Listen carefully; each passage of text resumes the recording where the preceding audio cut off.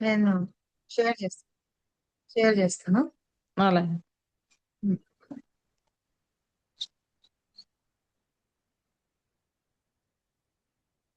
చేయండి. ఓం అజ్ఞానతిమిరాంధస్య జ్ఞానాంజనశలాకయ చక్షురుమీలితం येन తస్మై శ్రీగురవే నమః. శ్రీచైతన్యమనోభీష్టం స్థాపితం येन భూతలే స్వయం రూపః కదా మహ్యం దదాతి స్వపదాతికం. వందేహం శ్రీగురుః శ్రీయూతపాదకమలం గురువన్ వైష్ణవాం చ శ్రీరూపం సాగ్రజాతం సహగణ రఘునాథ త్వం సజీవం సద్వైతం సావధూతం పరిజన సహితం కృష్ణ చైతన్య దేవం శ్రీరాధాకృష్ణ పాదాన్ సహగణ లలిత శ్రీ విశాఖాంతాంచః. हे कृष्णा करुणा सिंधो दीनबंधो जगत्तर्पे गोपीसा गोपिका कांता राधा कांता नमोस्तुते तप्त कांचन गौरांगी राधे बृंदावनेश्वरी वृषभानुस्तुते देवी प्रणमामि हरिप्रिये. नमो ओं विष्णुपादाय कृष्णभ्रष्टाय भूतले श्रीमते भक्ति वेदांत स्वामिनिति नामिनि.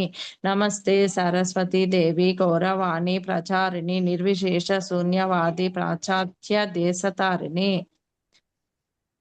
वाञ्छाकल्पतरुभ्यश्च कृपा सिन्धुभ्य एव च पतितानां पावनेभ्यो वैष्णवेभ्यो नमो नमः. श्रीकृष्ण चैतन्य प्रभो नित्यानंद श्री अद्वैत गदाधर श्रीवासादि गौरभक्त वृंद. हरे कृष्णा कृष्णा कृष्णा हरे हरे हरे राम राम राम हरे हरे. हरे कृष्णा कृष्णा कृष्णा हरे हरे हरे राम राम राम हरे हरे. हरे कृष्णा कृष्णा कृष्णा हरे हरे हरे राम राम राम हरे हरे. जय जय जय श्री चैतन्य जय जय श्री चैतन्य నిత్యానంద. जय अद्वैत चंद्र जय गौर भक्त वृंद. जय जय श्री चैतन्य जय नित्यानंद जय अद्वैत चंद्र जय गौर भक्त वृंद. जय जय श्री चैतन्य जय नित्यानंद जय अद्वैत चंद्र जय गौर भक्त वृंद. ओम नमो भगवते वासुदेवाय. ओम नमो भगवते वासुदेवाय. ओम नमो भगवते वासुदेवाय. हरे कृष्ण माताजी. थैंक यू माताजी. థ్యాంక్ యూ వెరీ మచ్ మాతాజీ. హరే కృష్ణ. हरे कृष्ण. మనం ఇవాళ 16th చాప్టర్ చెప్పుకుందాము. 15th చాప్టర్ ఎవరైనా చెప్తారా కొంచెం? మనం చెప్పుకున్న పాయింట్స్ ఏమన్నా? 15th అదే వృక్షం తలక్రిందులుగా ఉంటది. మన పురుషోత్తమ యోగం అదే నీరు ఏర్లుకి పోసినా మొత్తం చెట్టు అంతా పీల్చుకుంటది అన్న ఒక పాయింట్. తర్వాత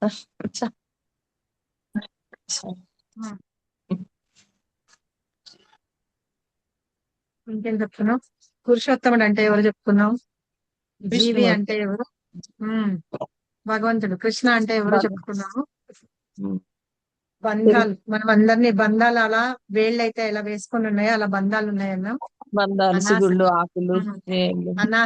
అనాసక్తి అనే ఖడ్గంతో వాటన్నిటిని ఛేదించి మనం జ్ఞానంతో, కృష్ణ జ్ఞానంతో మనము భగవంతుని గురించి తెలుసుకుంటాం.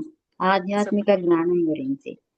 భౌతిక జగత్తు ఈ అశ్వత్థ వృక్షం యొక్క ఒరిజినల్ అయితే ఆధ్యాత్మిక జగత్తు ఏం చెప్పాలి, భౌతిక జగత్తు అశ్వత్థ వృక్షం యొక్క అసలు స్వరూపం. ఈ ఆధ్యాత్మిక జగత్తు అశ్వత్థ వృక్షం యొక్క ప్రతిబింబంగా మనకి చెప్పారు. అందుకే మనకి ఆధ్యాత్మికమే ఒరిజినల్ అయితే భౌతికము దాని రిఫ్లెక్షన్, ప్రతిబింబం. రిఫ్లెక్షన్ అంటే మనకి అన్నిటికంటే పైన ఉన్న లోకమైన బ్రహ్మలోకమే మన యొక్క ఈ భూలోకం మధ్య లోకాల యొక్క ఊర్ధ్వలోకం, మధ్య లోకాల యొక్క ఊర్ధ్వలోకమే బ్రహ్మలోకం అన్నారు. ఆ బ్రహ్మలోకం నుంచి వేర్లు మొదలైనట్టుగా మనకి కనిపిస్తూ ఉంటుంది. ఈ కింద ఉన్న ఆకులన్నీ వేదాలలో చెప్పబడిన ఆ ఆ ఆ, ఏంటంటే కామ్య కర్మల తీర్చుకోవడానికి కావాల్సిన ఇవే ఆకులు. ఆ, ఈ చిగుళ్ళు వచ్చి మనకి మన యొక్క కర్మ ఫలాలు అని అని అర్థం చేసుకున్నాను అన్నమాట. అది ఇది చదివిన దాన్ని బట్టి.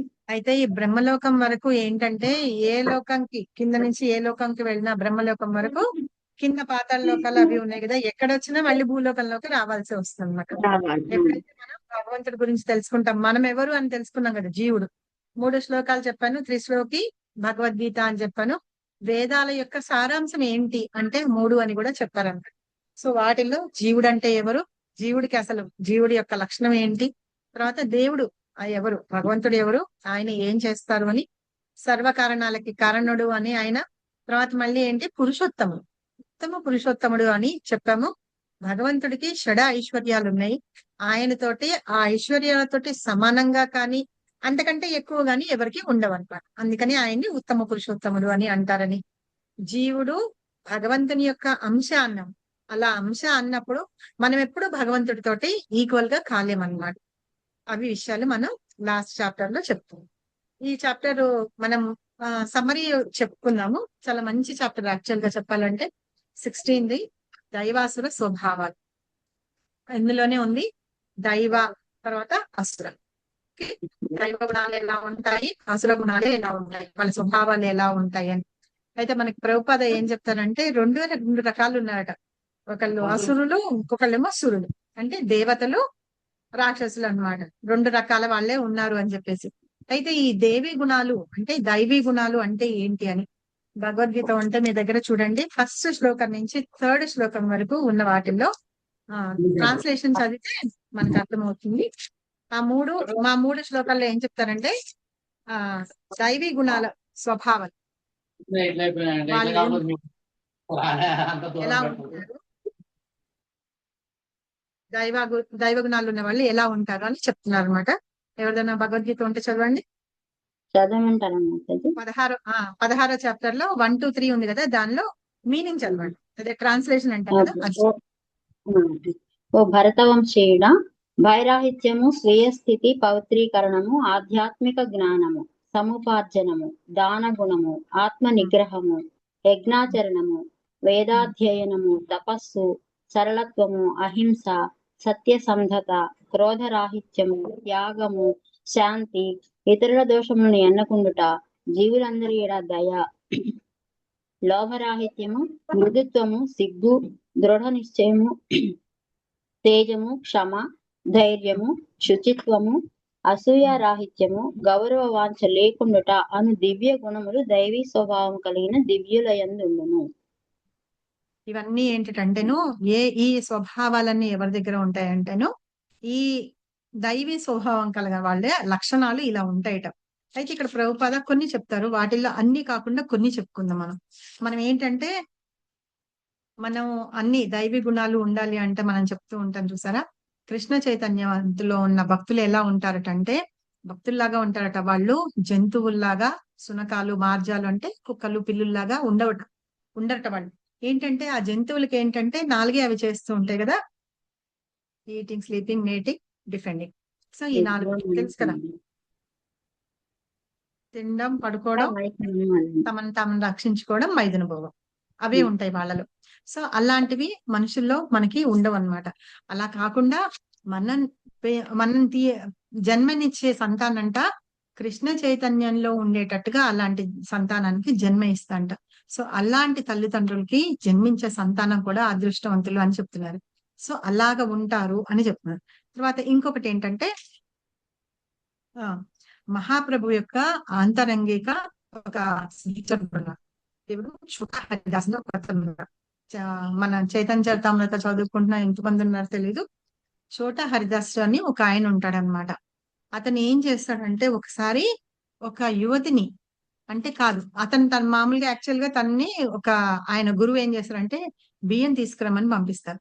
ఎవరిని, మహాప్రభు వస్తే ఆయనకి భోజనం అంటే ప్రసాదం చేయాలి కదా, అందుకని తీసుకురావడానికి పంపిస్తే ఈ చోట హరిదాస్ ఏం చేస్తాడంటే వెళ్తాడనమాట. వెళ్ళిన వాళ్ళు ఏంటంటే ఎవరైనా ఒక స్త్రీ, అందమైన స్త్రీ గాని ఒంటరిగా ఉంటూ ఉంటే గనక వాళ్ళ ఇళ్లలోకి వెళ్ళడం కానీ, వాళ్ళ వైపు చూడడం కానీ, వాళ్ళతోటి మాట్లాడడం కానీ అలాంటివన్నీ చేయకూడదనమాట. సో కానీ అతను వెళ్తాడు, తీసుకొని వస్తాడు. మహాప్రభువు ప్రసాదం తీసుకుంటాడు, అయిపోతుంది. తర్వాత ఈ బియ్యం ఎవరు తీసుకొని వచ్చారు అని అంటేను చోటా హరిదాస్ తీసుకొచ్చారు అని చెప్తారనమాట. సో ఆవిడ వంక ఎట్లా చూశారు అనే దాన్ని బట్టి ఇక్కడ అన్నమాట. ఒక యువతి వంక మోహ దృష్టితోటి చూశారట. అందుకని ఏంటంటే అతన్ని సహచర్యము వదిలిపెట్టేశారు. అతను చాలా మంచిగా కీర్తనలు అవన్నీ చేస్తూ ఉంటాడనమాట. మహాప్రభువుకి బృందాలు ఉంటాయి. ఏంటంటే కొంతమంది ఇవి వాయిస్తూ ఉంటారు, కడతాలు వాయిస్తూ ఉంటారు, కొంతమంది నాట్యం చేస్తూ ఉంటారు, కొంతమంది కీర్తనలు చేస్తూ ఉంటారు అనమాట. వాళ్ళందరూ కొన్ని టీమ్స్ లాగా ఉంటాయి. వాళ్ళల్లో ఒక టీం కి ఇతను హెడ్ లాగా ఉండి అతను మంచి కీర్తనలు చేస్తూ వాద్య బృందంలో ఉంటాడు. సో మోహ అలాంటి దృష్టితో చూసారా మాతాజీ? సారీ మోహ మాతాజీ, దృష్టితో చేశారు. మోహ మోహ దృష్టితో చూసారా మాతాజీ? ఆయన మాట్లాడారని ఆయన మాట్లాడారు. మనకి చైతన్య చరితామృతంలో అలాగే చెప్పారు. కానీ ఏంటంటే మహాప్రభు అనేది ఏంటంటే అలాగని. కానీ ఇక్కడ భగవద్గీతలో మనకి శ్రీల ప్రభుపాద ఇక్కడ ఈ పర్పట్లో అట్లాగే రాశారనమాట. సో అయితే అతను వెళ్ళి తీసుకొని వస్తాడు. తీసుకొని వచ్చిన తర్వాత అలా ఎందుకు వెళ్ళాలి, బయట నుంచొని తీసుకొని రావడమో చెయ్యాలన్నమాట. కానీ అతను ఉద్దేశం ఎట్లా ఉంది అన్న ఉద్దేశంతో మహాప్రభు అతన్ని త్యజించేస్తారు. సో ఇక్కడ మనకి ప్రభుపాద రాస్తున్నారు అనమాట, పర్పట్లో రాస్తున్నారు. అతను ఆ యువతి వంక మోహ దృష్టితో చూశారు అని చెప్పేసి రాస్తున్నారు. కానీ మనం ఏది ఫాలో అవ్వాలి అంటే చైతన్య చరితామృతమే ఫాలో అవుతాం. సో మహాప్రభు అతన్ని అలా ఎందుకు వెళ్ళాల్సి వచ్చింది. ఒకవేళ వెళ్ళమన్నారనుకోండి, గేట్ బయట ఉంచి తీసుకోవాలి, అంతేగాని లోపలికి వెళ్ళడము చేయడము అవన్నీ చేయకూడదు అన్నమాట. సో అలాగే మహాప్రభు కూడా ఏంటంటే సన్యాస ధర్మాన్ని ఎంత బాగా పాటిస్తారు అంటే మహాప్రభు ఆ ఎవరన్నా ఆడవాళ్ళ పేర్లు విన్నా సరే ఏంటంటే ఆయన బాధపడిపోతారనమాట. అయ్యో నేను ఎందుకు ఇట్లాగా విన్నాను అని చెప్పి. అలాగా కొన్ని సిచ్యుయేషన్స్ ఉన్నాయి మనకి చైతన్య చరితామృతలో. మహాప్రభు ఇట్లా అలాగే ఉంటారు. అలాగే దంభము, అధికారము ఉన్న వాళ్ళు మహాప్రభు ఎదురుకుండా వస్తే ఆయన రానియరు. అందుకని ఆ రాజుని రానియరు అనమాట. గుర్తుంది కదా. ఆ అవును సో మాతాజీ. అలాగా ఆయన కదా మళ్ళీ రాజు సన్యాసి లాగా అంటే అంటే మామూలు బట్టల్లో వస్తేనే ఆయన వైష్ణవ రాని. వైష్ణవ దానిలో వేసుకొని మహాప్రభుకి తెలియకుండా వచ్చి ఆయన కాళ్ళు ఒత్తుతూ ఉంటారన్నమాట. కాళ్ళు ఒత్తుతూ పైగా ఏంటి గోపీ గీతంలో శ్లోకాలు పాడతారనమాట. ఏం శ్లోకం పాడతారో గుర్తుందా. అంత పాడుతూ ఉంటారు. ఏం శ్లోకం పాడేటప్పటికి వెంటనే మహాప్రభువు చాలా ఆత్రంగా లేచేసేసి ఎవరు నువ్వు, ఎవరు నాకు ఇంత అనుభూతిని ఆనందాన్ని కలిగించవని అతన్ని ఆలింగనం చేసుకుంటారనమాట.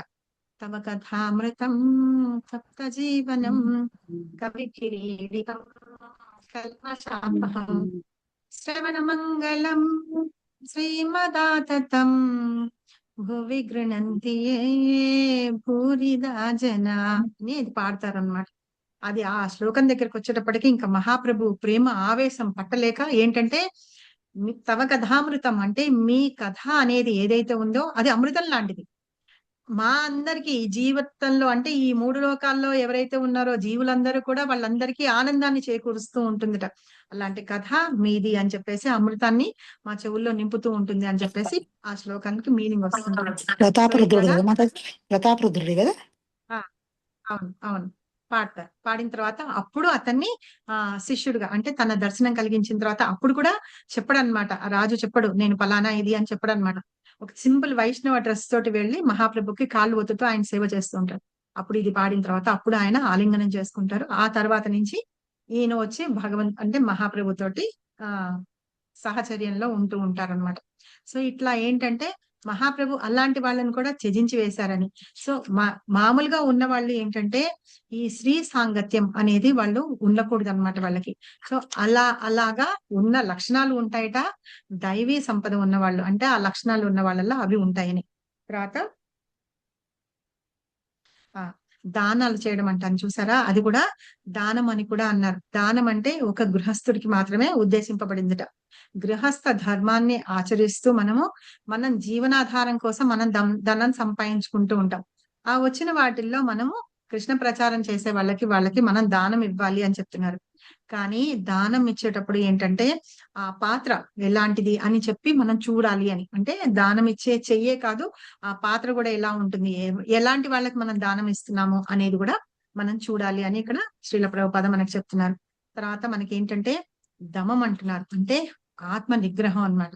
మన దేనికైనా సరే ఆత్మ నిగ్రహం ఉండాలి అని చెప్పి, అది గృహస్థులకి చాలా అవసరము అని చెప్పేసి చెప్తున్నారు. అది ఏంటంటే ఒక లీగల్లీ వెడెడ్ వైఫ్ హస్బెండ్ ఉంటే గనక వాళ్ళ ద్వారానే వచ్చే ఈ సంభోగం ద్వారానే ఇంద్రియాలను ఉపయోగిస్తారు అని చెప్పేసి. అయితే గృహస్థులకి అంటే భార్యాభర్తలకి వాళ్ళకి అనేక నియమాలు ఉంటూ ఉంటాయని.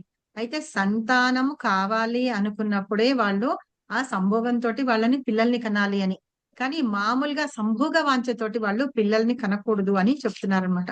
సో అలాగ చేస్తూ ఏం చేస్తారట, ఆ గర్భ నిరోధకానికి వాళ్ళు రకరకాల విధానాలన్నీ చేస్తూ ఉంటారు. అంతేకాకుండా ఇంకా చాలా అసహ్యకరమైన పద్ధతుల ద్వారా కూడా ఈ సంభోగ సుఖాన్ని అనుభవిస్తూ ఉంటారు. అది కాని పని అని చెప్పేసి చెప్తున్నారు. ఇది దైవ గుణాలకి సంబంధించింది కాదు. కాబట్టి లీగల్లీ వెడెడ్ గా ఉంటూ కృష్ణ చైతన్యంలో వచ్చేటట్టుగా పిల్లల్ని వాళ్ళు పెంచాలి అని చెప్తున్నారు అనమాట. అలా ఉన్న వాళ్ళని సంతానాన్ని తీసుకోవాలి అని చెప్పి. తర్వాత ఇంకొకటి యజ్ఞం అని చెప్పాం. యజ్ఞం చెయ్యాలి అంటే మామూలుగా పాతకాలంలో అంటే మిగతా యుగాల్లో అన్ని రకాలు చేస్తూ ఉండేవాళ్ళు. కానీ ఇప్పుడు మనం ఈ గృహస్థగా ఉంటూ ఈ కలియుగంలో యజ్ఞాలు చేయడం అనేది చాలా కష్టం. కాబట్టి ఏం చేయాలి మనం? ఏం యజ్ఞం చేయాలి? హరినామ సంకీర్తన మాతాజీ. హరినామ సంకీర్తన నా యజ్ఞం చేయాలి. నామ సంకీర్తన అనే యజ్ఞాన్ని చేయాలన్నమాట. అదే యజ్ఞ ఆచరణ అనేది చేస్తూ ఉండాలి.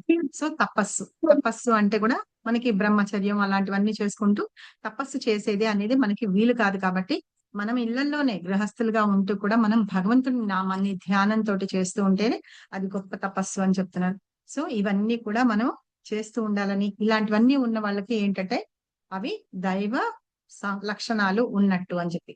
సో తర్వాత 4th శ్లోకం నుంచి 8th శ్లోకంలో వరకు అసుర సంపద, ఆసురీ సంపద అంటారు. అంటే అసురుల యొక్క లక్షణాలు ఎలా ఉంటాయి అనే విషయాన్ని ఇక్కడ చెప్తున్నారు. ఇది ఇంకెవరన్నా చదవండి, ఒక్కొక్కళ్ళు ఒక్కొక్క శ్లోకం చదవండి, meanings between. Hare 4th Krishna శ్లోకం మాతాజీ. 16.4 చదవండి మాతాజీ. ఫోర్త్ కదా. ఆ,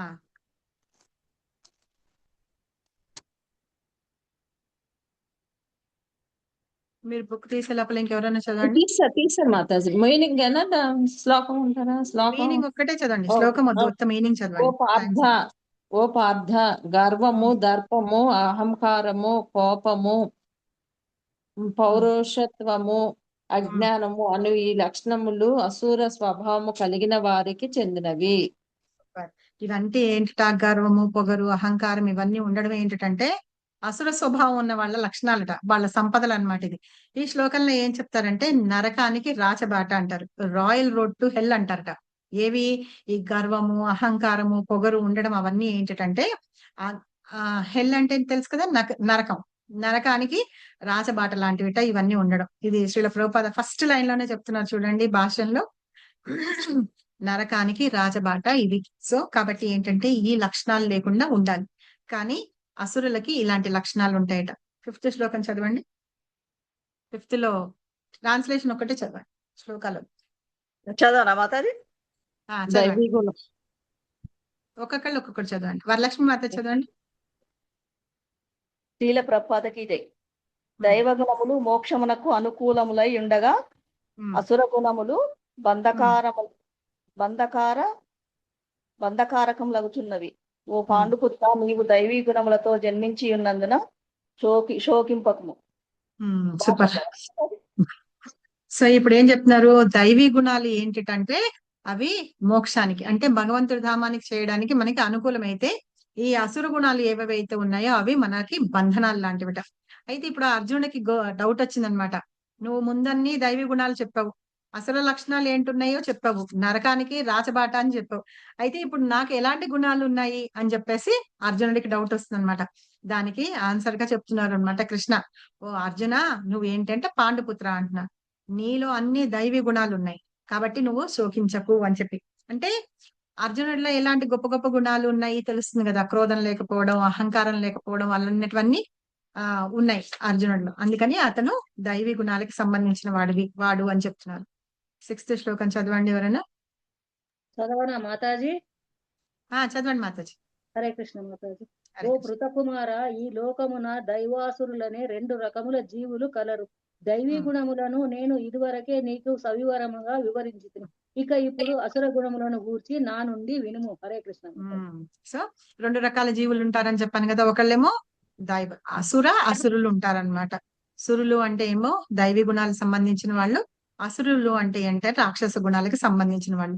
ఇప్పుడు దైవీ గుణాలు అంటే ఎలా ఉంటాయి అని చెప్పాము. అసుర లక్షణాలు ఎలా ఉంటాయి, అవి ఎలాగా నరకానికి తీసుకెళ్తాయి అని. దైవీ గుణాలు ఉన్న వాళ్ళేమో మోక్షానికి అనుకూలంగా ఉన్నవి, భగవంతుని ధామానికి చేరుతారని. ఈ అసుర లక్షణాలు ఉన్న వాళ్ళు ఏంటంటే బంధాలకి బంధించబడి ఉంటారు అని చెప్పేసి చెప్తున్నారు. బంధించబడి ఉండడం అంటే మనం ఇంకా భగవంతుడి గురించి తెలుసుకోలేకపోతాం అన్నమాట. ఇంకా పుడుతూ ఉంటాము, పోతూ ఉంటాము, ఈ చక్రంలో ఇలాగే ఉంటూ ఉంటాం. సో అయితే ఈ అసుర గుణాల ఉన్న వాళ్ళు ఎలా ఉంటారు, వాళ్ళ స్వభావాలు ఎలా ఉంటాయి, వాళ్ళ గుణాలు ఏంటి చెప్పారు కదా, వాళ్ళ స్వభావం ఎలా ఉంటుంది అనేది చెప్తాను ఇప్పుడు విను అని చెప్పేసి అర్జునుడికి చెప్తున్నారు అనమాట. చదవండి మాతాజీ 7th మీనింగ్. చదవనా మాతాజీ? చదవండి. ప్రభుపాదకి జై. అసిరీ గుణములు కలవారు ఉమ్, చేయవలసినదేదియో చేయరానిదేదియో ఎరుగకుందురు. శుచిత్వము గాని సదాచారము గాని సత్యము గాని వారి యందు గోచరింపదు. థ్యాంక్ యూ మాతాజీ. హరే కృష్ణ. Thank you. హరే కృష్ణ. అసలు గుణాలు ఉన్న వాళ్ళు ఎట్లా ఉంటారటంటే వాళ్ళకి ఏది మంచి ఏది చెడు అనేది తెలియదు. వాళ్ళు చేసిందే కరెక్ట్ అనుకుంటారు, ఏది చేయకూడదు అని కూడా తెలియదు అనమాట. శుచి ఉండదు వాళ్ళకి, ఆ సదాచారం అంటే ఏంటి ఉండదు, అసలు వాళ్ళల్లో సత్యం అనేదే కనిపించదుట వాళ్ళల్లో. తర్వాత ఇంకా ఎలా ఉంటారట, 8వ శ్లోకం చదవండి ఎవరు. చదవండి మాతాజీ. శ్రీ ప్రభాకి ఆధారం లేకుండా నియంత్రించే భగవంతుడు లేకుండా ఈ జగత్తు అసత్యమైనట్టుదని వారు అంటారు. మైదున కోరిక వల్లనే ఇది తయారైందని, కామం తప్ప దీనికి వేరే కారణమే లేదని వారు పలుకుతారు. హరే కృష్ణ. ఓకే. ఈ జగత్తంతా మనము అసత్యం అంటారు, జగత్ మిథ్య అంటారు చూసారా. వాళ్ళు దేన్ని ఒప్పుకోరు అనమాట, ఇదంతా అలాగే ఉందని, దీనికి ఏ ఆధారము లేదని. దానికి ఒక పెద్ద నియామకుడు ఉన్నారంటే భగవంతుడే నియామకుడు అని మనకు తెలుసు.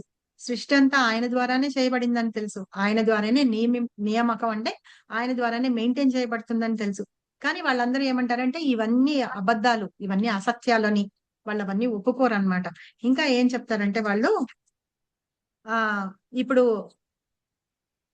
కామము ఇది అని చెప్తున్నారు చూసారా, ఇవన్నీ ఏంటంటే వాళ్ళ స్వభావం ఎలా ఉంటుందట, స్త్రీ పురుషుల సంగమం వల్లనే శిశువు అనేది జన్మిస్తారు అని. ఆ రకంగానే ఇక్కడ ఆత్మ ఉండడము, జీవుల్లో ఆత్మ ఉండడము అలాంటివన్నీ ఏమీ లేవు అని చెప్పేసి చెప్తారట. ఈ భౌతిక పదార్థాలు ఏవేవైతే ఉన్నాయో మనం 24 ఎలిమెంట్స్ చెప్పుకున్నాం చూసారా, ఆ ఎలిమెంట్స్ కలయిక మూలంగానే పిల్లలు పుడతారు, చేస్తారు, వీళ్ళందరూ వస్తారు. అలాగే ఈ సృష్టి అనేది కూడా జరిగింది అని వాళ్ళు అలాంటివన్నీ అనుకుంటూ ఉంటారట. ఇంకా ఏం చెప్తారట, వేరే వేరే జంతువుల యొక్క స్వేదం నుండి, మృత శరీరం నుండి కారణం లేకుండా పుట్టినవే ఈ జగత్తంతా భౌతిక కారణాలతో వచ్చింది అనేసి ఇలాంటివన్నీ మాట్లాడుతూ ఉంటారట. కానీ అంతే తప్పించి ఇక్కడ భగవంతుడు ఉండడము చేయడము లేదు, అవన్నీ కూడా వాళ్ళందరూ నమ్మరు అని చెప్పేసి చెప్తున్నారు. కానీ భగవంతుడు ఏం చెప్పారు, మయాధ్యక్షేణ ప్రకృతి సూయ సచరాచరం 9.10 చెప్పారనమాట. నా అధ్యక్షతనే ఈ సృష్టి అంతా ప్రకృతి అంతా నిర్మింపబడింది, నా ద్వారానే సృష్టింపబడింది అని చెప్పి భగవంతుడు చెప్తారు. ఆయన చెప్పిన ఆ మాటలన్నీ వీళ్ళు విశ్వసించారట, వీళ్ళు నమ్మరు చేయరు అని చెప్తున్నారు. తర్వాత ఇంకా వాళ్ళు ఎలా చేస్తారట, 9th శ్లోకం చదవండి. 9th ట్రాన్స్లేషన్ చదవండి. చదవండి. నష్టాత్ములను అల్పబుద్ధులను అగు అసుర స్వభావము కలవారు ఇట్టి అభిప్రాయములనే అనుసరించుచు అహితములను జగద్వినాశకరములను అగు ఘోర కర్మలను యుక్తులగుదురు. సూపర్. వాళ్ళు ఏం చేస్తూ ఉంటారట, నష్టాత్ములు అంటే వాళ్ళు ఏం చేస్తారు, వాళ్ళు ఎల్లప్పుడూ ఏదో ఒకటి నష్టాన్ని కలిగించినట్టుగానే ఉంటారన్నమాట. వాళ్ళకి బుద్ధి కూడా కరెక్ట్ గా ఉండదు, అల్ప బుద్ధి ఉంటుంది. వాళ్ళు ఎందుకు, వాళ్ళకి అసుర స్వభావం కలిగి ఉంటారు కాబట్టి వాళ్ళు ఏం చేస్తారు, ఏది చేసినా కూడా ఎవరికి హితమైనవి చేయరు, అందరికీ కష్టపట్టేది. తర్వాత ఈ జగత్తునంతా నాశనం చేసే కర్మలు ఏవైతే ఉంటాయో అవే చేస్తూ ఉంటాయట. జంతువుల్ని, మనుషుల్ని అందరినీ కూడా భయంకరంగా హింసిస్తూ ఉంటారట. 10వ verse చదవండి ఎవరైనా. చదవనా మాతాజీ? చదవండి మాతాజీ. తృప్తి చెందినట్టి కామమును ఆశ్రయించి గర్వముతోను దురహంకారముతోను మదముతోను కూడిన వారై మోహితులైన అసుర స్వభావులు అశాశ్వతమైన విషయముల పట్ల ఆకర్షితులై ఎల్లప్పుడు అపవిత్ర కార్యములలోనే కొనసాగుచుందురు. హరే కృష్ణ. ఇప్పుడు పదో శ్లోకం నుంచి 20వ శ్లోకం వరకు ఏంటంటే ఈ అసురులు వాళ్ళ స్వభావం ఎలా ఉంటుంది అనే విషయాన్ని చెప్తున్నారు అనమాట. వాళ్ళు దేనికి తృప్తి పొందరు అనమాట. వాళ్ళు ఎప్పుడు కామంతో ఆశ్రయించుండి గర్వంతో అహంకారంతో ఉంటారు అనమాట. దాని ద్వారా వచ్చేదే ఆనందం అని చెప్పేసి ఆ ఆనందమే అనుకొని భ్రాంతిలోని ఉంటూ ఉంటారు అని చెప్పేసి ఈ స్వభావం, ఈ అసుర స్వభావం కల వాళ్ళు ఏంటంటే ఎల్లప్పుడూట అపవిత్రమైన కార్యాలనే చేస్తూ ఉంటారు అని చెప్తున్నారు. తర్వాత అపవిత్రమైన కార్యాలు అంటే తెలుసు కదా మనకి. హిరణ్యాక్షుడు, హిరణ్యకశిపుడు వాళ్ళందరూ కూడా, కంసుడు, వీళ్ళందరూ కూడా ఎవరు? ఆసురీ స్వభావం కలవాళ్ళు. వాళ్ళు ఏంటంటే అవే చేస్తూ ఉంటారు. జూదం ఆడడం, వాళ్ళకి మగువ కావాలి, మదిరి కావాలి, హింస చేస్తూ ఉంటారు, భక్షణ చేస్తూ ఉంటారు, జంతువుల్ని వాటిని చంపుతూ ఉంటారు. అలాంటి అలవాట్లు ఉంటాయన్నమాట. అవి చేస్తూ వాళ్ళు గర్వంతో అహంకారంతో వాళ్ళు అలాంటివన్నీ చేస్తూ ఇంకా మాకంటే గొప్పవాళ్ళు లేరు అన్న అహంకారంతో పోయి అదే నిజమైన ఆనందం అని అలా ఉంటూ ఉంటారట. సో తర్వాత 11, 12 శ్లోకం చదవండి. ట్రాన్స్లేషన్. హరే కృష్ణ మాతాజీ. ఇంద్రియ తృప్తియే మానవుల ముఖ్య అవసరమని వారు విశ్వసింతురు. ఆ విధముగా జీవితాంతము వారికి చింత అపరిమితముగా ఉండును. వేలాది ఆశ పాశములచే బుద్ధులై కామక్రోధములలో నిమగ్నులైన వారు ఇంద్రియ భోగముల కొరకై అన్యాయముగా ధనము నర్చించురు. హరే కృష్ణ. వాళ్ళు ఈ అసుర స్వభావం కల వాళ్ళు ఎలా ఉంటారు? 24 గంటలు ఇంద్రియ తృప్తి కోసమే ఉంటారు. ఆ ఇంద్రియ తృప్తి తప్ప వాళ్ళకి వేరే విషయం ఏముండదు. కాబట్టి ఏంటంటే వాళ్ళు జీవితాంతం ఆ ఇంద్రియ తృప్తితోటే ఉంటూ ఉంటారు. ఇంకా ఏంటంటే ఇంకా ఇంకా కూడా కోరికలతోటి ఉంటూ ఉంటారు. అలా ఉన్నప్పుడు ఏంటంటే వాళ్ళు ఏం చేస్తారు? అలా ఉన్నప్పుడు వాళ్ళు ఏంటంటే ఈ బంధనాల్లో చిక్కుకుపోయి ఉంటారన్నమాట. వాళ్ళు ఎప్పుడూ అధర్మంగా ధనాన్ని ఆర్జిస్తూ వాళ్ళు దాచిపెట్టుకుంటూ ఉంటారు, ఇంకొకళ్ళని బాధ పెడుతూ ఉంటారన్నమాట. అదంతా ఎందుకు చేస్తారు అంటే వాళ్ళ ఇంద్రియ భోగం కోసమే చేస్తూ ఉంటారు. ఇవన్నీ ఏంటి? అసురుల వాళ్ళు చేసే ఏం పనులు చేస్తారు, ఎలాంటి కర్మలు చేస్తారు అనేసి చెప్తున్నారు అనమాట. సో 13 to 15 చదవండి. విజయమాత చదువు. ఆసురి స్వభావుడగు మనుజుడు ఇట్లు తలచను, ఈనాడు నా వద్ద ఇంత ధనమున్నది, నా ప్రణాళికలచే నేను మరింత ధనమును పొందుదును, ఇది అంతయు నాది, భవిష్యత్తులో ఇది మరింతగా వృద్ధి నొందగలదు. అతడు నా శత్రువు, అతను నేను వధించితిని, ఇతర శత్రువులు కూడా వధింపబడుదురు. నేనే సర్వమునకు ప్రభువును, నేనే భోక్తను, పూర్ణుడను, శక్తిమంతుడను మరియు సుఖిని, నేనే భాగ్యవంతులైన బంధువులతో కూడి ఉండు, నేనే అత్యధిక ధనశాలిని, నన్ను మించిన శక్తిమంతుడు గాని సుఖవంతుడు గాని వేరొకడు లేడు. నేను యజ్ఞములను ఆచరించును, దానమొసగుదును మరియు అట్లొన్నచ్చి మోదము నందుదును. ఈ విధముగా అట్టివారు అజ్ఞానం చే భ్రాంతికి లోనగుదురు. సూపర్. మనం ఎంతమందిని చూస్తూ ఉంటాం చూసారా? ఇదంతా నాదే, ఇంకా భవిష్యత్తులో ఇంకా ఎక్కువ సంపాదించాలి. మా ఫ్రెండ్ ఒక అమ్మాయి ఉండదు అనమాట. ఎప్పుడు వెళ్ళిపోదామా ఇది అని అంటే అనేది, నేను ఇండియాలో ఒక ఇల్లు కట్టుకుంటాను, ఒక షాప్ ఏదన్నా పెట్టుకుంటాను, షాప్ ఏదన్నా పెట్టుకొని బ్యాంక్ లో కొంచెం డబ్బులు పెట్టుకుంటాను, దాని మీద FD వస్తుంది కదా, తర్వాత నాకు కావాల్సిన బంగారం అంతా కొనుక్కుంటాను. సో ఇంత సంపాదించాలి అంటే అక్కడ ఎన్ని సంవత్సరాలు ఉండాలి వాళ్ళ ఆయనకు వచ్చే జీతంతో కదా. సో నేను ఇవన్నీ చేసిన తర్వాత మేము వెళ్ళిపోతాము ఇది అని చెప్తూ ఉండేదన్నమాట ఎప్పుడు నాతోటి. సో ఇంకా భవిష్యత్తులో మనం ఇంకా ఎక్కడ ఎంత కావాలి, ఏం కావాలి అని ఎప్పుడు ఆలోచిస్తూ ఉంటాం చూసారా? ఇదే భవిష్యత్తులో ఇంకా చాలా వృద్ధి పొందాలి అనుకుంటారట. వీళ్ళు నా శత్రువులు కాబట్టి వీళ్ళని నేను ఎట్టి పరిస్థితిలో కష్టపెట్టాలి, చంపేయాలి. మీకు ఇది చదువుతూ ఉంటే మీకు ఏమైనా గుర్తొస్తుందా? మొన్న వరదకృష్ణ ప్రభు స్టోరీ చెప్పారు కదా, అది గుర్తొచ్చింది మాతాజీ.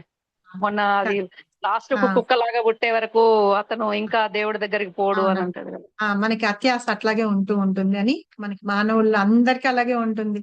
అయితే మనము మీకందరికి మరుపు అన్ని నేనే ఇస్తాను, జ్ఞానము నేనే ఇస్తానని చెప్పారు కదా కృష్ణ పరమాత్మ లాస్ట్ చాప్టర్ లో చెప్పారు కదా. మరుపుని నేనే ఇస్తాను, జ్ఞానాన్ని నేను ఇస్తానని చెప్పారు కదా. ఇప్పుడు ఎందుకు మరుపు ఇస్తారు అంటే, ఇప్పుడు ఒకవేళ ఈ జన్మలోనే వాళ్ళు నాకు శత్రువులుగా ఉన్నారు అని అనుకున్నారు అనుకోండి, అదే లాస్ట్ జన్మలో ఎవరింతంత మంది శత్రువులు ఉన్నారు ఇది అని అనుకుంటే పెట్టుకుంటే ఎట్లా ఉంటుంది? సో అందుకని అన్నమాట మనకి భగవంతుడు మరుపు అనేది ఇస్తూ ఉంటాడు. సో ఇక్కడ ఇతను నా శత్రువు, అసలు శత్రువు కాకపోయినా సరే అనుకుంటాం అన్నమాట. అదే పూర్వజన్మలో కూడా గుర్తున్నాయి అనుకోండి, నిమిషం అసలు మనం బతకలేమన్నమాట. అందుకని భగవంతుడు మన మంచి కోరే మనకి మరుపును కూడా ఇస్తూ ఉంటారు అనమాట, కొన్ని విషయాలన్నీ మర్చిపోవడానికి. సో ఇట్లాగా ప్రతి వాళ్ళని చూసి వీడు నా శత్రువు, ఎందుకంటే వీడు నా మాట వినలేదు కాబట్టి నా శత్రువు, కాబట్టి నేను వధించాలి. రావణాసురుడు గుర్తుకొస్తున్నాడా? సీతమ్మని ఎత్తుకొని వచ్చేసి రాముణ్ణి చంపేసేయాలి, సీతమ్మని తీసుకోవాలని చెప్పి. ఇలా వీళ్ళందరూ నా శత్రువులు, వీళ్ళందరినీ నేను వధించాలి. నేనే అన్నిటికీ ప్రభువుని, అంతటికీ నేనే గొప్ప అని చెప్పి అనుకుంటాడు కదా, అన్నిటికీ నేనే భోక్తని, అన్ని నాకే కావాలి, నేను చాలా శక్తివంతుణ్ణి అని చెప్పి ఇలా అంతా అనుకుంటూ ఉంటారట. అయితే వాళ్ళు బంధువులతోటి ఉన్నా కూడా వాళ్ళల్లో నేను ఎంత గొప్పవాణ్ణి, నేనెంత ధనవంతుణ్ణి అని చెప్పేసి వాళ్ళు కంపేర్ చేసుకుంటూ నేనే గొప్పవాణ్ణి అని చెప్పేసి కూడా అనుకుంటూ ఉంటారట. అలాగే ఇంకా ఏం చేస్తుంటారట, నమ్మి వచ్చిన మనుషులందరినీ కూడా వాళ్ళందరి దగ్గర నేను శక్తివంతుణ్ణి చూసి నాకంటే గొప్పవాడు లేడు, నాకంటే ఆనందంగా ఉన్న వాళ్ళు లేరు అనుకుంటారట. వాళ్ళు ఏమి యజ్ఞాలు ఏం చేసినా సరే, ఏం చేయకపోయినా సరే, నేనే యజ్ఞాలు చేస్తున్నాను, నేనే దానాలు చేస్తున్నాను, నేనే సంతోషంగా ఉంటున్నాను అనుకుంటారట. ఇలా అనుకుంటూ వాళ్ళు ఏం చేస్తారట, అజ్ఞానంలో ఉండి భ్రాంతికి గురవుతారట, మాయకి గురవుతూ ఉంటారట.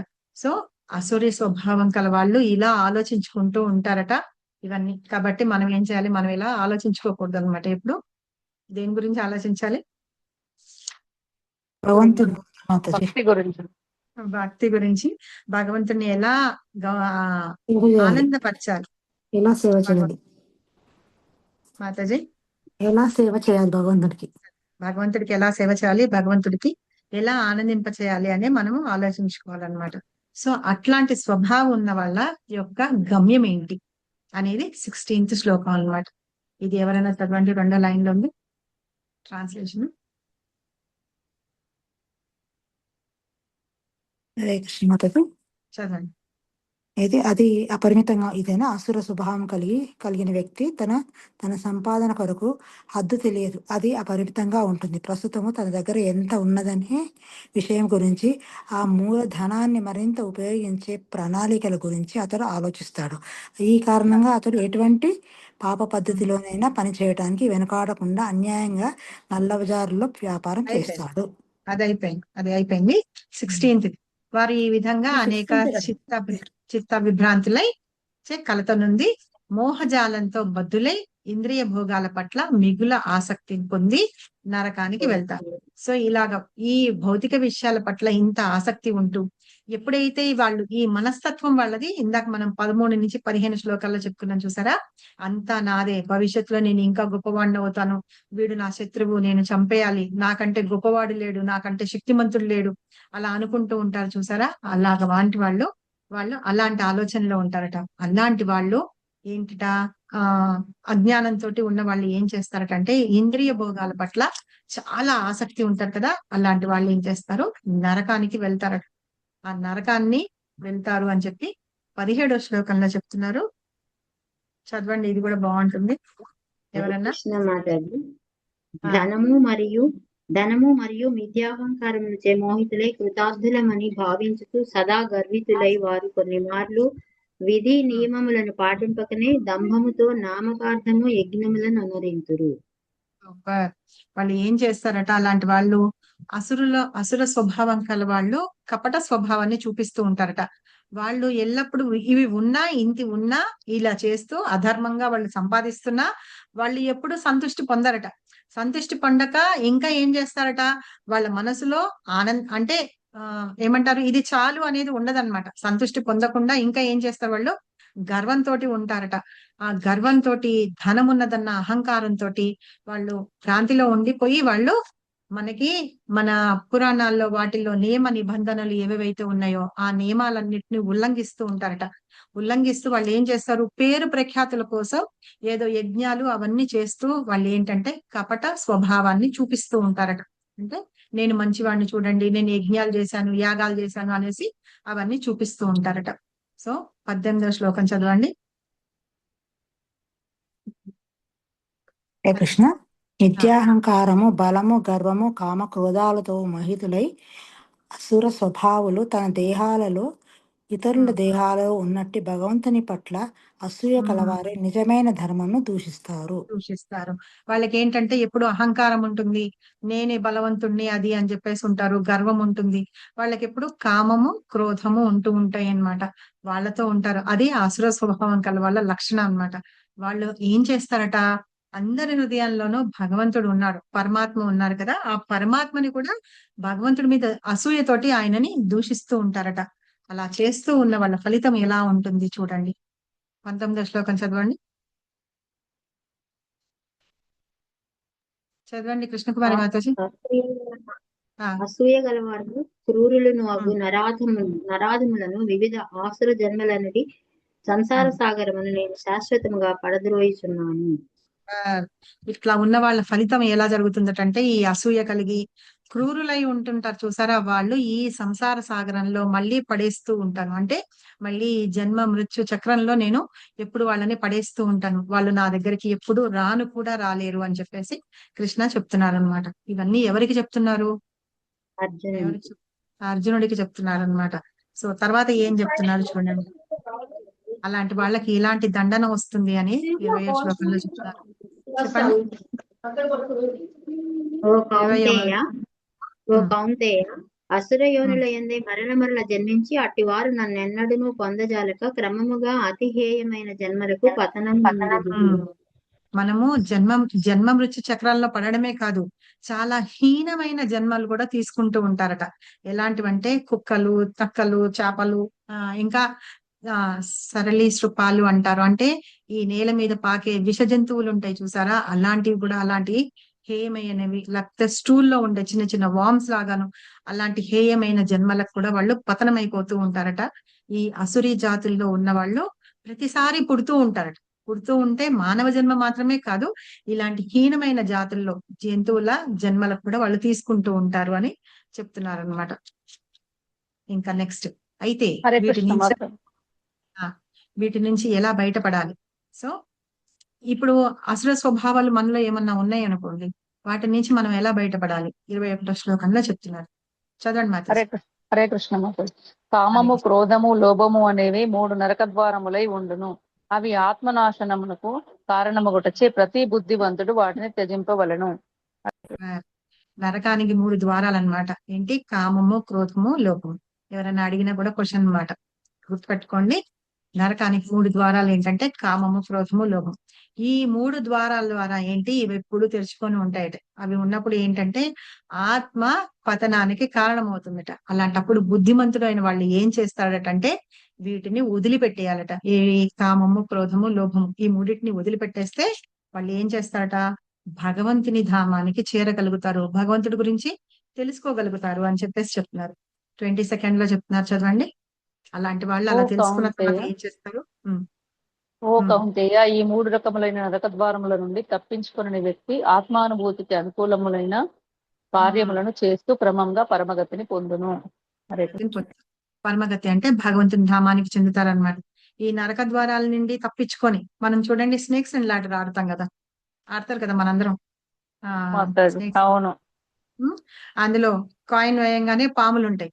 చక్కగా నిచ్చెన వేసుకొని పైకి వెళ్ళిపోతాం, పక్కనే పాము ఉంటుంది, టక్కున వైకుంఠపాలి. అది మింగేస్తుంది, టక్కున కిందకి వచ్చేస్తాం అనమాట.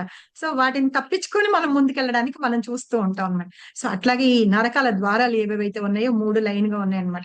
వాటిని దాటుకొని మనం వెళ్ళాలి. అలా వెళ్ళాలి అంటే ఏం చేయాలి అంటే మనము భగవంతుడి గురించి మనం తెలుసుకోవాలి. ఏమేం చేయాలి అలాంటి పద్ధతిలో ఉన్నప్పుడు? ఏం చేయాలి అంటే మనము కొన్ని భక్తియుత సేవలు ఏవైతే ఉన్నాయో అవి చేయాలన్నమాట. చాంటింగ్ చేయడం గాని, భగవంతుడికి నైవేద్యం పెట్టిన ప్రసాదం తినడం గాని, అలాగే భగవద్గీత, భాగవతం మనం చదవలేకపోతే అట్లీస్ట్ వినడం కానీ, ఇట్లాంటివన్నీ చేస్తూ ఈ కామ గుణాలు ఏవేవైతే ఉన్నాయో వాటన్నిటిని మనం తప్పించుకొని వాటిని వదిలిపెట్టుకుంటే తర్వాత క్రోధం అనేది దానంతట అదే తగ్గుతూ ఉంటుంది అనమాట. ఎప్పుడైతే కామము, క్రోధము తగ్గినాయో లోభం దానంతట అదే తగ్గిపోతుంది. సో ఇట్లాగా మనం ఏ ఆశ్రమంలో ఉన్నా, ఏ వర్ణంలో ఉన్నా సరే, ప్రతి వాళ్ళు భగవంతుని గురించి తెలుసుకొని ఆత్మానుభూతికి దానికోసం అని మనం చేస్తే కనుక భగవంతుడి ధామానికి వెళ్ళగలుగుతాము అని చెప్తున్నారు. దీనిలో ఏ డౌట్ లేదన్నమాట. సో తర్వాత శ్లోకం చదవండి. చాలా మంచి శ్లోకం ఇది. హరే కృష్ణ మాతాజీ 17 కదండి 23 మాతాజీ 23 ట్రాన్స్లేషన్ చదవండి. శాస్త్ర విధులను ఉమ్, రచించి ఇష్టానుసారము వర్తించువాడు పరిపూర్ణత్వమును గాని సుఖమును గాని పరమగతిని గాని పొందలేడు. అసలు మనకి శాస్త్రాల్లో ఏవేవైతే ఉన్నాయో చెప్పారు కదా. మనం ఇప్పుడు ఈ ఇస్కాన్ లో మనం పాటిస్తున్నవన్నీ శ్రీల ప్రభుపాద చెప్పినవన్నీ మనకి శాస్త్రాల్లో రాసి ఉన్నాయన్నమాట. అవన్నీ మనం ఎప్పుడైతే చేస్తూ ఉంటామో అలా చేస్తూ ఉన్నప్పుడు మనం భగవంతుణ్ణి పొందగలుగుతాం. ఆయన యొక్క ధామాన్ని గాని ఆ గతిని గాని పొందగలుగుతాం. కానీ మన శాస్త్రాల్లో ఏవేవైతే ఇచ్చారో వాటికి ఎగైనెస్ట్ గా చేయడం, వాటిని ఏమంటారో చెప్పండి? అది ఏం కర్మ అంటారో? శాస్త్రాల్లో ఇచ్చిన వాటికి ఎగైనెస్ట్ గా మనం చేసే కర్మల్ని ఏమంటారు? పాపకర్మల మాతాజీ మాతాజీ అకర్మ. ఏంటి విజయ? కర్మం అకామ కర్మలు. వికర్మ ఆహా. వికర్మ Yes, వికర్మ. కర్మం చెప్పాను గుర్తుపెట్టుకోండి. మాతాజీ కూడా. ఆ మీరు కాదు చెప్పాల్సింది, మిగతా వాళ్ళు. ఓకే ఓకే, నేను తప్పు చెప్పాను అనుకున్నాను కాము అంటే. కాదు కాదు, విన్నాను నేను. విని మిగతా వాళ్ళు చెప్తారా అని చూస్తున్నాను. అయితే ఏంటంటే ఎట్లా గుర్తుపెట్టుకోవాలంటే వి కర్మ అంటే ఎగైనెస్ట్ గా, అంటే వికారం అని గుర్తుపెట్టుకోండి. వికి అంటే మన శాస్త్రాల్లో ఏవేవైతే చెప్పారో దానికి ఎగైనెస్ట్ గా చేయడం అన్నమాట. వికారం. వికారమైన కర్మలు చేసేది వికర్మ. అకర్మలు దానికి ఆపోజిట్ అకర్మ అంటే మనకి శాస్త్రంలో ఇచ్చిన విధానాల ప్రకారం మనం చేసే కర్మలు అన్నమాట. ఎప్పుడైతే మన శాస్త్రాల్లో ఉన్న వాటికి ఎగైనెస్ట్ గా చేస్తామో, ఎగైనెస్ట్ గా మనకి ఇష్టం వచ్చినట్టుగా, అది వాళ్ళ అక్కడ చెప్పింది కాదనమాట. వద్దు అన్నారనుకోండి, చేస్తా ఏమవుతుంది అని చేస్తారనుకోండి, అలాంటి వాళ్ళు సుఖాన్ని పొందలేరట. అలాగే పరమగతిని అంటే భగవంతుని కూడా పొందలేరు అని చెప్తున్నారు. కాబట్టి మనం ఎప్పుడు శాస్త్రాలకి అనుసారంగా మనము నడుచుకొని మనం కర్మలు చెయ్యాలి అని చెప్తున్నారు. సో తర్వాత 24వ శ్లోకము, లాస్ట్ శ్లోకము ఈ చాప్టర్ లో. ఎవరైనా ట్రాన్స్లేషన్ చదవండి. శ్రీల హరే ప్రభుపాదకి కృష్ణ. కనుక ప్రతి చదువుతారా? ఒక్క శాస్త్ర నియమముల ద్వారా కార్యమననేమో అకార్యమననేమో అవగాహనము చేసుకొనవలెను. అట్టి విధి నియమములను తెలిసియే మనుజుడు కార్యము నొనరించవలెను. తద్వారా అతడు క్రమముగా ఉద్ధరింపబడను. Thank you. ఇక్కడ చెప్పారు, గుర్తుందా? శాస్త్రాల్లో చెప్పారు కర్మ అంటే ఏంటి, అకర్మ అంటే ఏంటి. శాస్త్రాల్లో ఏదైతే కర్మ చేయమని చెప్పారో అది అకర్మ అన్నమాట. సో వాటిని మనం అర్థం చేసుకోవాలి, కరెక్ట్ గా అర్థం చేసుకొని మనం చేయడం అన్నమాట. ఎప్పుడైతే ఆ నియమాలని మనం తెలుసుకొని మానవుడు కర్మ చేస్తాడో అది అకర్మ అవుతుంది. అవి క్రమబద్ధంగా చేస్తూ ఉండాలట. సో అదే 15.15 శ్లోకంలో చెప్తారు. శ్లోకం ఏంటి ఎవరికైనా తెలుగు గుర్తుందా? 15.15 వెరీ గుడ్. సర్వస్య చాహం హృది సన్నివిష్టో మత్త స్మృతిర్జ్ఞానమపోహనం చ వేదైశ్చ సర్వైరహమేవ వేద్యో వేదాంత కృత్వేద విదేవ చాహం. భగవంతుడు అందరి హృదయాల్లో ఉంటారు కదా. ఇందాక చెప్పింది అదే. స్మృతి, జ్ఞానం, మరుపు మనకు అవన్నీ కలిగిస్తూ ఉంటారు. ఎందుకు అంటే భగవంతుడు అన్ని వేదాలని శాస్త్రాలని తెలుసుకున్నవాడు అనమాట. సో ఎప్పుడైతే మనం ఈ శాస్త్రాల ప్రకారంగా మనము ఆ నియమాలను చూసి మనం వెళ్తామో భగవంతుడు స్వయంగా చెప్పినవి మనం చేస్తూ ఉన్నాం అన్నమాట. అప్పుడు అలా చేస్తున్నప్పుడు ఆ కర్మల్ని తెలుసుకొని మనం చేస్తూ ఉన్నప్పుడు ఏంటంటే భగవంతుడిని మనం చేరగలుగుతాము అని చెప్తున్నారు. సో దాన్ని బట్టి ఏంటంటే శాస్త్రాల్లో ఏదైతే ఉందో దాని ద్వారానే మనం చేస్తున్న దాన్ని అకర్మ అంటాం అన్నమాట. కాబట్టి ఇక్కడ ఇంకా ఏం చెప్తున్నారు, మన వీడియోలో ఏం చెప్పారు? చైతన్య మహాప్రభు హరినామాన్ని జపించమని చెప్పారు. ఏ నామం చెప్పారు మనకి గుర్తుంది కదా? హరే చెప్పండి. కృష్ణ హరే కృష్ణ కృష్ణ కృష్ణ హరే హరే కృష్ణ కృష్ణ కృష్ణ హరే హరే హరే రామ హరే రామ రామ రామ హరే హరే. ఆ భగవంతుడి నామాన్ని జపం చేయాలని, కీర్తన చెయ్యాలని, భక్తియుత సేవా కార్యక్రమాలు ఏమున్నాయో అవి చెయ్యాలని. ఇప్పుడు టెంపుల్ ఏమన్నా సర్వీస్ ఉందనుకోండి, మాల కట్టడం గాని, భగవంతుడికి ఇంకేమన్నా చేయడం కానీ, మందిర మార్జనం చేయడం గాని, ప్రసాదం చేయడానికి వెజిటబుల్ కటింగ్స్ గాని, ప్యాకింగ్ చేయడం గాని, అలాంటివన్నీ ఉంటాయి చూసారా. అలాంటివన్నీ చేయడం. అలాగే మన ఇంట్లో కూడా దేవుళ్ళకి మనము సేవ చేయడం అన్నమాట. విగ్రహాలు ఉండనియండి, పటాలు ఉండనియండి, చిన్న మట్టితోటి చేసినవైనా, వెండి అయినా, వజ్రాలైనా సరే, లేకపోతే పంచలోహాలతో చేసిన విగ్రహాలైనా సరే, ఏవైనా సరే అన్నిటికీ ఒకటే ఇది ఉంటుందన్నమాట. కాబట్టి మనం ఆ వాటికి కూడా సేవ చేస్తూ ఉండాలి. మాల కట్టడము, భగవంతుడికి వేయడము, అలాగే రోజు వండడము, తర్వాత ఆఫర్ చేయడం, ఆఫర్ చేసింది మనం తీసుకోవడం అన్నమాట. సో ఇలాగ అన్ని మనం భక్తియుత కార్యక్రమాలు ఏవేవైతే ఉన్నాయో అవన్నీ మనము చెయ్యాలి అని, అవే మన వైదిక గ్రంథాల్లో చెప్పి ఉన్నారు. అవి మనం కంపల్సరీగా చేస్తూ ఉండాలని. ఎప్పుడైతే ఇలా మనం భగవంతుడికి సేవ చేస్తూ ఉన్నాం చూసారా, అప్పుడు మన వేదాల నిర్దేశానుసారం మనం వెళ్తూ ఉన్నట్టు అన్నమాట. మానవుళ్ళు అలాగే చెయ్యాలి అని చెప్పేసి చెప్తున్నారు. అయితే కానీ కొంతమంది చెయ్యరు. ఎందుకు అంటే మనందరం బద్ధజీవులం. బద్ధజీవుల్లో 4 రకాల దోషాలు ఉన్నాయి. గుర్తున్నాయా ఎవరికన్నా 4 దోషాలు? ఒకటి మాంసాహారం అసంపూర్ణ ఇంద్రియాలు, చీటింగ్ చేయడము, భ్రాంతి, భ్రాంతి, మోసం చేయడం. ఇవన్నీ ఏంటంటే ఈ 4 రకాల దోషాలు ఒక బద్ధజీవుల్లో ఉంటాయి. కాబట్టి ఏంటంటే మనము ఎప్పుడైతే ఈ నియమాలని అనుసరించి మనం చేస్తూ ఉంటామో ఈ దోషాలు కూడా మనకి దూరంగా ఉంటాయి అన్నమాట. అవి మన దగ్గరికి రావు అని చెప్పేసి చెప్తున్నారు. ఇంకా ఏం చెప్తున్నారంటే మనం ఇలాగా శాస్త్రాలను అనుసరించి మనం చేయడం మూలంగా ఏంటంటే అందరికీ త్రివిధ తాపాలు ఉంటాయి. ఏంటి చెప్పండి? ఆధ్యాత్మిక, ఆది భౌతిక, భౌతిక, ఆది దైవిక. ఆది దైవిక. దైవిక. సో ఆధ్యాత్మిక అంటే ఏంటి? ఆది దైవిక అంటే ఏంటి? దూషణ, దైవ మీకు ఈజీ. మీరు ఎలా గుర్తుపెట్టుకోవచ్చు అంటే ఈ మూడిట్లోనూ ఫస్ట్ ఆది దైవిక. దైవిక అంటే భగవంతుని ద్వారా వచ్చేవన్నమాట. ఈ సునామీలు కానీ, తర్వాత వరదలు కానీ, ఇవన్నీ వస్తూ ఉంటాయి చూసారా, అవి దైవిక. వాటిని ఎవరు ఇది చేయలేరు, అందరూ కష్టపడవలసిందే. ఆది భౌతిక అంటే ఎండ్ల పక్క వాళ్ళ ద్వారా, మిగతా వేరే జీవుల ద్వారా, వచ్చేయన్ని మిగతా జీవుల ద్వారా వచ్చేవన్నమాట. ఆధ్యాత్మిక అంటే ఆధ్యాత్మిక కాదు, ఆధ్యాత్మిక అంటే స్పిరిచువల్ అని వస్తుంది. ఆధ్యాత్మిక అంటారు. ఆధ్యాత్మిక అంటే మన వల్ల చేసుకున్న దానికి మనం కష్టపడడం అన్నమాట. సపోజ్ ఇప్పుడు వానాకాలం వచ్చింది, వానాకాలంలో మనం శుభ్రంగా ఐస్ క్రీమ్లు తిన్నాం అనుకోండి, మనకి జలుబు, దగ్గు, జ్వరము అలాంటివన్నీ వస్తాయి. మనకి తెలిసి కూడా మనం చేయడం అన్నమాట. ఏదో మన తప్పిదాల వల్ల మనం జరిగేది, మనం కష్టపడేది. సో అలాగా. సో తెల్లవారులు 3 వరకు కూర్చొని సినిమాలు చూసామనుకోండి, తలకాయ నొప్పి వస్తుంది, కళ్ళు నొప్పులు కొడుతుంది, పొద్దున్నే లేవలేదు. అనవసరంగా ఎక్కువ వాగుతూ ఉన్నాం అనుకోండి, అప్పుడు కూడా తలకాయ నొప్పి వస్తుంది. సో ఇట్లాంటివన్నీ మనం చేసుకున్న వాటికి మనం అనుభవించడం అన్నమాట క్లేశాలు. సో ఈ 3 ఆధ్యాత్మిక, ఆది దైవిక, ఆది భౌతిక, ఈ 3 క్లేశాలు మనం బాధపడుతూ ఉంటాం కూడా. ఎప్పుడైతే మనము వాటిని శాస్త్రాల్లో ఉన్న అకర్మలు ఏవైతే మనం చేస్తూ ఉంటామో వీటన్నిటి నుంచి కూడా మనము విముక్తి పొందిన వాళ్ళం అవుతా ఉంటాం.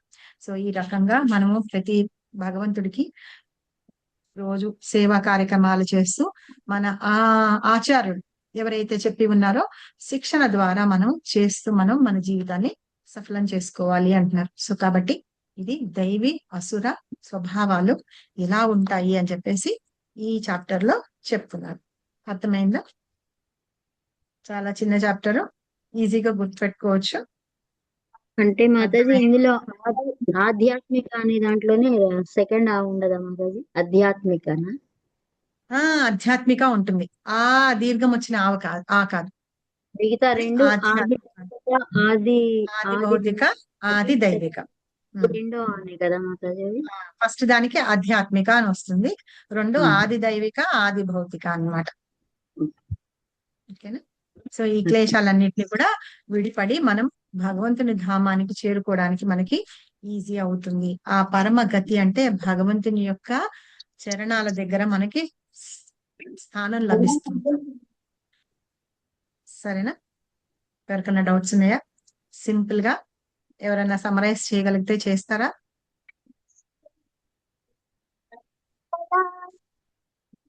ఎవరైనా ట్రై చేయండి మాతాజీ. ఇప్పుడు మనకి ఆ దైవిక స్వభావాలు, అసుర స్వభావాలు రెండు ఉంటాయి ఇక్కడ. దైవిక స్వభావము అంటే భగవంతుని చెప్పిన విధంగా ప్రేమ, కరుణ, దయ, పక్కువ, అదే భగవంతుడే సర్వమైన వాడు అని మనం భావించడాన్ని దైవిక స్వభావం ఉన్నవాళ్ళు. ఆసుర స్వభావము అంటే అసూయ, ద్వేషము, తనే గొప్పవాడినన్న అహంకారము, ప్రక్క వాళ్ళకి తన వల్లనే హెల్ప్ జరుగుతుంది అనుకోవడం, లేదా హింసాత్మకంగా ఉండడం, ఇలాంటివన్నీ అసుర స్వభావం కలిగిన వాళ్ళు.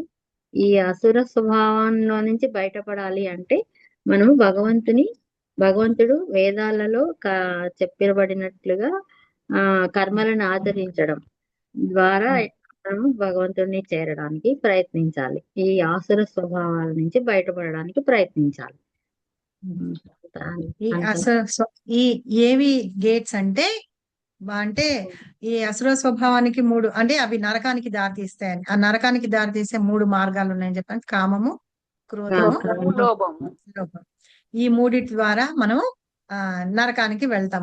ఎప్పుడైతే వీటిని మనం దాటించుకొని మనం అలా ఉండకుండా ఉంటాం, అంటే ఈ క్రోధం లేకుండా, కామం లేకుండా, లోభం లేకుండా ఉంటూ ఉంటాం చూసారా, అప్పుడు మనకి ఈ దైవాసుర లక్షణాలు వస్తాయన్నమాట. అవి రావాలంటే ఏం చేయాలంటే మనము మన శాస్త్రాల్లో చెప్పిన నియమాలు ఏవేవైతే ఉన్నాయో వాటి ప్రకారం మనం భగవంతుడికి సేవ చేయాలన్నమాట. ఎప్పుడైతే వాళ్ళు అలా చేయలేదనుకోండి, ఆ బంధనాల్లోనూ ఉండిపోతారు. ఈ అసుర లక్షణాలు ఉన్న వాళ్ళు ఏం చేస్తారంటే మళ్ళీ మళ్ళీ ఈ జనన మరణ చక్రాల్లోనే కాకుండా హేయమైన, అంటే మరీ హీనమైన జాతుల్లో కూడా వాళ్ళు పుడుతూ ఉంటారు అని. అలాగా హేయమైన అంటే కుక్కలు, నక్కలు, పిల్లులు అలాంటివి కూడా జన్మలు కూడా వాళ్ళు తీసుకొని ఇక్కడే ఉంటూ ఉంటారు. దైవ గుణ వచ్చిన వాళ్ళు ఏం చేస్తారంటే వాళ్ళు భగవంతుని యొక్క చరణాలని పొందుతారు అని చెప్తున్నారు. సో మనలో ఒకవేళ అలా ఉన్నా కూడా రావాలి అంటే కనుక ఏం చేయాలి, మనం శాస్త్రాల్లో ఏవైతే నియమాలు ఉన్నాయో ఆ నియమాల ద్వారా మనం పాటిస్తూ చేస్తూ ఉంటే గనక భగవంతుడి యొక్క పరమగతిని పొందుతాం అన్నమాట. ఓకేనా?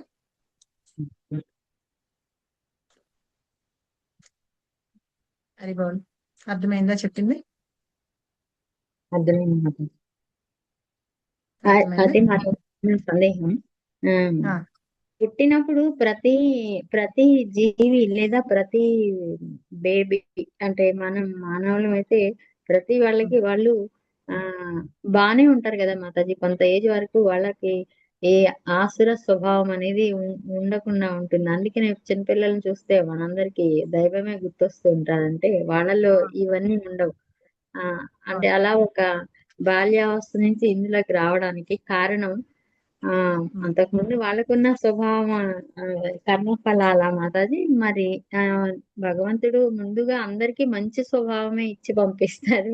ఎందువలన అది బయట మీదకి వచ్చిన తర్వాత వాళ్ళు త్రిగుణాలు ఉన్నాయి కదా, ఈ త్రిగుణాల సంపర్కంలో వచ్చినప్పుడు వాళ్ళల్లో మార్పు వస్తుంది అన్నమాట. వాళ్ళకున్న ఒరిజినల్ స్వభావం ప్రకారం తీసేసుకుంటూ ఉంటారు. ఇందులో ఇక్కడ ఈ భూమి మీద ఉన్న త్రిగుణాలలో ఏదో ఒక దాన్ని తీసేసుకుంటూ ఉంటారా? అంతే అంటారా మాతాజీ? త్రిగుణాలలో ఏదో ఒకటి తీసుకోవడం కాదు, ఆ 3 గుణాల యొక్క సంపర్కంలోకి వెళ్తూ ఉంటారన్నమాట. ఇప్పుడు రకరకాల ఉన్న గుణాలు వాళ్ళందరూ ఉంటారు కదా, ఇప్పుడు వాళ్ళు పుట్టంగానే వాళ్ళకి అన్ని తెలియవు కదా, తెలియదు.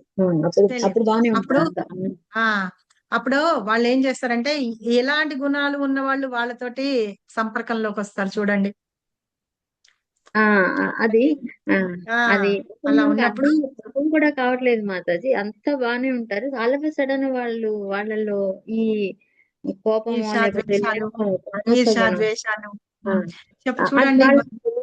తెలియడం కూడా మాతాజీ. మనం ఎట్లా మారిపోయినామో మన పిల్లలు కూడా అట్లాగే మారిపోతున్నారు మాతాజీ. లాస్ట్ లైఫ్ కర్మల వల్ల మాతాజీ కదా.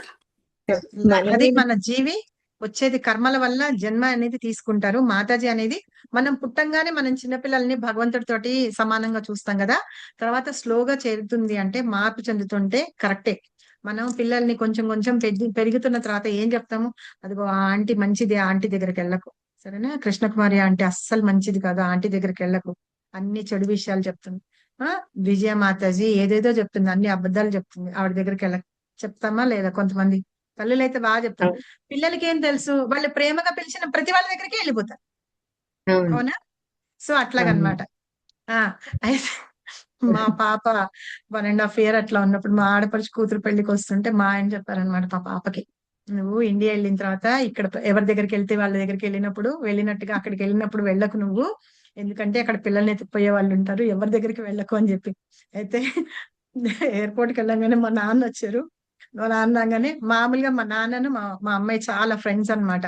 ఇద్దరు వాళ్ళు నవ్వితే నవ్వుతారు, ఒకళ్ళు ఏడిస్తే ఒకళ్ళు ఏడుస్తారు. మా అమ్మాయికి ఏడుపు వచ్చిందనుకో మా నాన్న ఏడుస్తారు. అలాగే మా నాన్న ఏడుస్తుంటే కానీ మా అమ్మాయి ఏడ్చేస్తుంది. వెళ్ళేటప్పుడు అయితే ఇంకా సీన్ చూడాలి, సినిమాల్లో సీన్ కంటే ఎక్కువగా ఉంటాయి అన్నమాట మేము ఇక్కడ నుంచి వెళ్ళేటప్పుడు. అట్లాగా మా నాన్నని చూడంగానే దగ్గరికి వెళ్ళిపోయింది. వెళ్ళిపోయిన తర్వాత మా అమ్మ దగ్గరికి వెళ్ళాలి. మా అమ్మ దగ్గరికి వెళ్ళాలంటేనే మా నాన్నని చూస్తుంది. చూసి తాత వెళ్ళనా అని అడుగుతుంది అమ్మమ్మ దగ్గరికి వెళ్ళడానికి. వద్దు, మీ అమ్మమ్మ అన్ని పిచ్చి పిచ్చి మాటలు చెప్తుంది, వెళ్ళొద్దని. సో ఎందుకు నాన్న అలా చెప్తావు, అమ్మే కదా అలా వెళ్ళని అని అంటే, నువ్వు ఊరుకో అమ్మాయి ఊరుకనే అని నన్ను అనేవాడు. సో ఇట్లాగా మనం పిల్లలకి ఏవైతే కొంచెం వేళాకోళంగా కానీ అలా చెప్తూ ఉంటాం చూసారా, అవి పిల్లలకి ఉండిపోతాయి మాతాజీ. అలాగే ఆ అలాగే బయట వాళ్ళ దగ్గరికి వెళ్ళాలి అలా అన్నప్పుడు మా అన్నయ్య వాళ్ళు వచ్చేవాళ్ళు. మా అన్నయ్య వాళ్ళు వస్తుంటే అడిగేదన్నమాట, అమ్మ నిన్ను వెళ్ళనా అని. మా అన్నయ్య ఆశ్చర్యపోయాడు, ఏంటే నువ్వు దానికి అలా నేర్పించు, నేను నేర్పించలేదురా బాబు అని చెప్పి. అలాగే ఎవరన్నా ఏమన్నా ఇస్తే తీసుకోవద్దు. ఏమో మాతాజీ ఎవరేం పెడతారో తెలియదు కదా. అలాగే అది చిన్నపిల్ల అని చాక్లెట్స్ తింటుందని చాక్లెట్స్ బిస్కెట్స్ అని ఎవరన్నా ఇస్తే అమ్మ తీసుకోవాలా అని అడిగేదన్నమాట. వాళ్ళ దగ్గరే వచ్చి తీసుకువే చుట్టి పర్వాలేదు అని అంటే వచ్చి పరిగెత్తుకొని వచ్చి ఫస్ట్ నన్ను అడిగేదన్నమాట, అమ్మ తీసుకోమంటావా, ప్రభాకర్ మా ఇస్తున్నాడు, వేణిపిన్ని ఇస్తుంది, చాక్లెట్లు తీసుకోమంటావా అని. అంటే మనం అంటే మనం బయట వాళ్ళ విషయంలో చెప్తే వీళ్ళకందరి వాళ్ళు బయట వాళ్ళే కదా మాతాజీ. పిల్లల మనసు సందర్భము తెలియదు ఆ వాళ్ళకి. పాప పిల్లలకి అర్థం కాదు, మనం పిల్లలకి అర్థం కాదు కదా, అందుకని వాళ్ళు అందరితోటి అట్లాగే అన్నమాట, అట్లాగే ఉంటారు. కాబట్టి ఏంటంటే మనం చెప్పేది ఎట్లా ఉంటుంది, దాన్ని బట్టి వాళ్ళ మనసులో ఉండిపోతుంది. అలాగే అలాగే చెప్పే వాళ్ళని బట్టి కూడా వాళ్ళు దాన్ని రిజిస్టర్ వాళ్ళని బట్టి కూడా చేసేస్తారు. అలాగా. సో అలాగా మనం తర్వాత మాతాజీ మరి కొంతమంది చిన్న పిల్లలు ఉంటారు, 2 ఏళ్ల పిల్లలే ఉంటారు, వాళ్ళేంటి వాళ్ళ బొమ్మలు ఇంకొకరికి ఇవ్వరు. అది తల్లి చెప్పకపోయినా సరే ఇది నాది నేను ఇవ్వను అని చెప్తారు. అవన్నీ ఎట్లా వస్తవి? కానీ వాళ్ళకి ఏంటంటే మాతాజీ వాళ్ళల్లో ఆ పొసెసివ్నెస్ ఉంటుంది, వీళ్ళు మా వాళ్ళు. ఎందుకు మాతాజీ మనం మన పిల్లల్ని తీసుకున్నట్టుగా ఇంకొకళ్ళ పిల్లల్ని తీసుకుంటే వాళ్ళు ఒప్పుకోరు చూసారా. ఎందుకంటే వీళ్ళు వాళ్ళకి అటాచ్డ్ అయిపోయి ఉంటారు కదా వాటికి. అలాంటివి ఇవి మావి అన్న భావం వచ్చేస్తుంది వాళ్ళకి. అలాగే ఏంటంటే మనం ఇచ్చేటప్పుడు ఇదిగో ఇది నీది అని వాళ్ళకి ఇస్తాం, ఇది నీ బొమ్మలు. ఎప్పుడైతే నీ అని వాళ్ళకి చెప్పామనుకోండి చాలు వాళ్ళకి. సరేనా. ఓకే మాతాజీ. నేను చెప్తా వినండి. ఒకసారి నేను అక్కడ జాబ్ చేస్తున్నప్పుడు నాకు బోనస్ అవి వస్తే నేను ఒక నెక్లెస్ కొనుక్కున్నామండి, చిన్నది చైన్ లాగానే తీసుకున్నా. అయితే మా ఆయన ఏం చెప్పాడంటే కొన్న తర్వాత, అది మందేనే, మీ అమ్మ వేరే ఏంటిది కదా, ఇవన్నీ మనవి కాబట్టి నువ్వు తీసేసుకో. అది వేసుకున్నప్పుడల్లా ఏడ్చేది, అది తీసే వరకు ఏడ్చేది తెలుసా. నేనైతే ఒక రోజు వేసుకున్న ఫైటింగ్ నిజంగా. ఇప్పటికి తెలుసా చెప్తాను, అమ్మా ఇది నాది కదా అని, మూతి పగిలిపోతుంది, ఇది నీది ఎక్కడి నుంచి అయింది, నాదేదో జాబ్ చేసుకుంటూ వచ్చిన బోనస్ తో కొనుక్కున్న దానికి నాది నాది అని ఇప్పటికీ మనసులో అలాగే ఉంది, పెట్టుకునేది అసలు. ఒక్క మాట తెలుసా ఎందుకు అట్లా అన్నారు అంటే, జోక్గా అన్నారు, అది మనది అని, అంతే చాలు వాళ్ళకి, అదొక్కటి చాలు. తెలిసినా అర్థమైందా. సరే ఆ భావము చిన్నప్పుడే పెరిగినా సరే వాళ్ళు పెరిగి ఎంత పెద్దవాళ్ళు అయినా సరే ఆ భావం పోదన్నమాట వాళ్ళకి, చాలు అంతే. ఇప్పుడు ఒక పెన్నో పెన్సిలో ఒక బొమ్మ తీసుకొని వచ్చి ఇదిగో ఇది నీకోసమే తీసుకొచ్చాను అని చెప్పామనుకోండి, అది వాళ్ళకి తెలిసిపోతుంది అనమాట, ఇది నాది అని అనుకొని ఇంకొకళ్ళు ఎవరు ముట్టుకున్నా ఇవ్వరు వాళ్ళు. మనకి మనం ఇచ్చేటప్పుడు అన్నయ్యలు ఉన్నారు, తమ్ముడు ఉన్నాడు, వాళ్ళందరితోటి కలిసి ఆడుకోవాలి నాన్న, షేర్ చేసుకోవాలి అని చెప్పామనుకోండి, ఏడవారు మీరు చూడండి కావాలంటే. అప్పుడు అదే అలవాటు వాళ్ళకి, షేరింగ్ అని. నేను రికార్డింగ్ స్టాప్ చేస్తున్నా. అది ఆ షేరింగ్